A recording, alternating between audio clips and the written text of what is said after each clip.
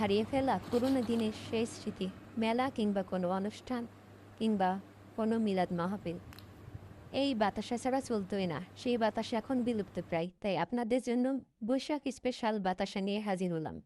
আশা করছি পাশে থাকবেন, দেখবেন এবং নিজেরাও ট্রাই করবেন। একটি প্লেটে একটু তেল ব্রাশ করে নেবেন। আপনারা চাইলে ময়দা ছিটিয়ে নিতে পারবেন।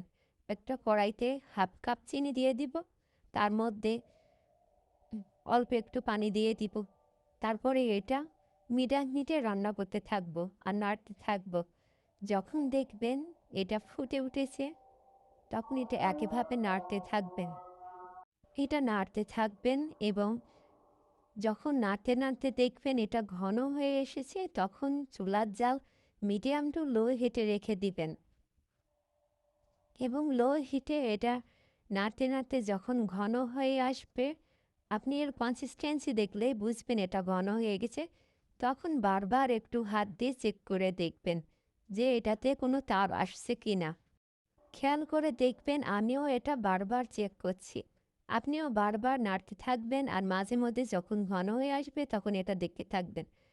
এটা খুন্তিটা তোলার পরে 2 থেকে 3 সেকেন্ড ঠান্ডা হতে সময় দিবেন। তারপরে হাত দিয়ে নিয়ে একটু তুলে দেখবেন। হাতের আঙ্গুলে 2 আঙ্গুল চাপ দিলে যদি 2 আঙ্গুলের মাঝে লেগে যাচ্ছে এবং ওটা ঘন হয়ে যাচ্ছে, দলা বেঁধে যাচ্ছে, একটা মোটা তারের সৃষ্টি হচ্ছে, তাহলে বুঝবেন এটা হয়ে গেছে।